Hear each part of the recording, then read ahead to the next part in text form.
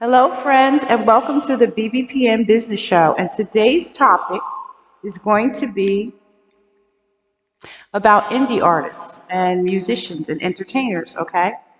Those of you who are trying to get a start, I'm going to give you some good information, so please listen up. Okay, if you're an indie or an upcoming indie artist and you make music or you're rapping, you have a band, you want to make sure that you copyright your music. Okay, that's the first step. So it's like $35 if you can send in one song or you can send in multiple songs. So more than likely you're going to want to send in multiple songs if you're a songwriter or if you make music. So or if you also make beats. So you want to go to copyright.gov, okay? Now you can do this online right now, or you can send this in, but they're going to charge you about $85 for that. So more than likely you're going to want to do it online. The next thing you want to do is make sure that you have your music so that you get paid for your streams in the artists performing houses such as BMI and ASCAP. So you can go online and find that, and you can actually do that online at ascap.com and at losangelesbmi.com. Okay? So make sure that you take care of that information. And I got that, like to shout out Waka Flocka because he's the one who reminded me to, and wanted to make sure that I put that in the podcast to tell you. And he does a lot of that on Instagram and Facebook. He talks about the business side of music and entertainment, making sure that your intellectual property is taken care of in your contracts. So there's two sides of anything that you do that has to do with business. As Jay-Z said, he said, I'm not just a businessman, I'm a businessman. So you want to make sure that you get paid for your work. Music and entertainment is valuable to other people. I mean, remember when Puffy was getting Biggie on, and he got into performances on like at the colleges on stage. You have to make sure that all your paperwork is done and that you get paid for what you do and you have an understanding of it. So you can like, as an indie artist, you might have your family help you out, like your mother or your father or an auntie or somebody that can help you out. You might be able to find a manager in the community. There's a lot of people out here who know about the music business. And any of you who want to chime in on my podcast or give some information on my podcast, you're very welcome. Okay, we can do an entire conversation on this. Okay, so this is part of my platform as well that I wanted to integrate in. It's definitely about the music and the sports and the fact that you are a business and you need to handle yourself as such. Okay, so after you get your ASCAP, your copyrights, you want to start getting a buzz for yourself. Okay, there's a lot of indie artists out here who've made it big. I mean, you have Billie Eilish, Macklemore, and you even have Tinashe is another one. Chance the Rapper, Nipsey Hussle, Bruno Mars. These are all indie artists. P&B Rock, rest in peace. He's very big, and his story is sensationalized right now because he was murdered. Okay, and this is pretty sad, but the one thing, the business side of it sounds like he took care of the business side of it. He owned his masters. Okay, now the difference between an indie artist and the other artists who were signed to a deal at, like, say, Sony Records, and when they're signed, they give up the rights to their publishing or their masters. But what they don't know, or what they didn't know, is that they can buy them back.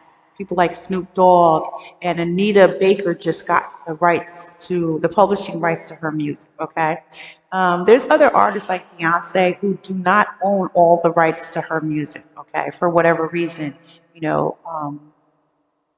For whatever reason, she doesn't own all of them. Okay, there's people like Rihanna who owns the rights to their music. Okay, so this is very important to know while you're doing that. So you want to create a buzz around your music, and these things that you want to do are like going on Facebook, social media. The internet is a great place to do this. So you want to go on social media.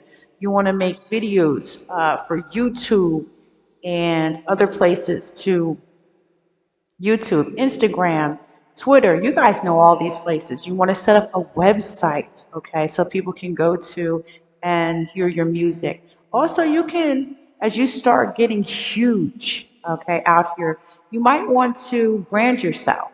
You can sell merch, okay? So you want to make sure you have a logo so people know who you are. You can even put your logo or your face on your shirts, okay? Or a saying, which is what I do. To sell clothes, you sell other things that have merchandise to make more money, okay? You guys have to cross promote each other. How you do that? Uh, DJs out here, you might want to help your friends out, play their music, okay? Promote each other, give each other a shout out. If you're an independent film artist, you can actually pick some people in the area and put their music on and give them the credit for it, okay? These are ways too that we need to help promote each other. If someone, you have a barber that cuts your hair, this is how you cross promote one another. The barber can play your music in his shop. He can even also promote you on social media. This is my boy. He just made this song. And in return, you can give him a shout out by saying, this is who cut my hair. Uh, as for females, this is who did my hair. This is who did my makeup. This is who styled me. Okay. So these are things that we really need to do. It's easy for us to go out here and promote and drop names for other people. But we need to start unifying and doing this for each other to help each other get on. Okay, it's not just one person getting their name out there. It's all of us at the same time that we can do this as long as we help each other. So another thing I want to let you know in creating a buzz.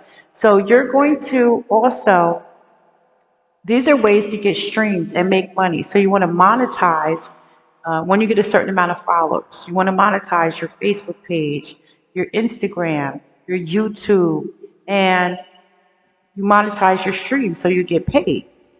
You also want to make sure that your music is on. I'm trying to find this information. I wrote it down because there's so much I wanted to get out to you. Want to make sure you knew this. On the digital platforms, okay, such as Spotify, Apple Music, Google Play, and Amazon are just some of them. There's several of them, and you don't have to be on all of them. So you have CD Baby, TuneCore, DistroKid, and Louder are some of the places that you want to make sure that your songs are being for the music production and distribution. Okay, so this is another thing. Some people say to me, well, Melissa, I don't have the money for this. And this is very important. How do I get the money for all of these things for buying beats, buying and leasing beats, and to get my songs recorded? I have to pay, somebody. So you can do this. You can get a job and put a percentage of that money aside for your music, which is what a lot of people do. They also borrow money from family members. You can also set up a crowdfunding on Lendio, Kickstarter, or GoFundMe for your music. People have done it and they've gotten money. People donate to you, they like you, okay? You can go get donations through your Cash App, okay? Do this. Be aggressive, be assertive, follow through. If you're really passionate about this, make it happen. Make sure you take care of the business side as well as getting yourself out here as well and to perform. So in my area, I'm from New Jersey, okay? I'm down by the beach. And I know of a lot of places where people can get out and perform, okay? And they can get paid. So one of the places that, and I don't know if they still do it, but before COVID, okay, or maybe many years ago, they had places like the Stone Pony, where the Stone Pony and the Saint is still around. So what you do is, how they do it is you have to have a certain amount of songs that you're going to perform. So let's say they require you to have like 4 songs. Then they also require you to sell tickets. And then what happens is you'll split half of those tickets. Okay, that's how you get paid, all right? So you sell your own tickets. You're an independent artist. You got to get out here and do this stuff on your own. You have to really, really get out here and pound the pavement, so to speak, right? You got to do what you need to do to get yourself out here. You can also I hired at my daughter's Sweet 16, I hired a rapper and I paid him to perform at her party, and people loved it. I paid him like $50. So you can get business cards made up, flyers made up, and promote yourself for parties as a live performer. You can also perform at community centers, local events, so you can contact your local Chamber of Commerce to find out what's going on. You can even go online and find out what live events. If you live places like DC and stuff, they have a lot of street performers. You can just get out and perform. You can perform at beaches, clubs, depending on your age. Okay. There's places like by me, like the Wonder Bar. Like I said, if you are in college, you can perform at a college. You can also try to get yourself on interviews like podcasts like this one. You can get radio play or be a DJ at a college like Brookdale. Now, Brookdale has their own independent music station, just in case you didn't know about that. And like my son, he was a DJ on one of those. He had his own DJ show. So you can find out about that if there's a college in your area or university, if they will allow you to either get your music played or to actually have your own DJ show and you can play your own music. So those are some ideas, even have a fashion show. Your mother or father can have a party for you, a bar mitzvah, and play your music. Or you can go do a live show. If you're in a band or a group, you guys can perform. These are some creative ways to get yourself out there. Like I said, a fashion show is an excellent one, and everybody can make money from the fashion show. All right. Another way is to barter. You can barter with people. So you can get a job. You can also do gig work. If you can write resumes, write papers, and get paid for that, cutting grass, babysitting are other ways. If you have other talents that you can use to make money, that you can use to support your music career, those are avenues that you need to take. Use your other skills to pay the bills, okay? Like I said, borrow money from friends and family. Um, you can even offer to do these shows for cheap just to get your name out there. Make sure you have a press kit. Make sure you take care of the intellectual property. Building your brand, your logos are all important. All that's part of the process, right? So the business side of it is very important. Is setting yourself up on social media, getting yourself out there in the community, making videos with other people. That's another way. So um, this is going to lead me into my next podcast. So I'm going to go back to P&B and I'm going to talk about Nipsey Hussle.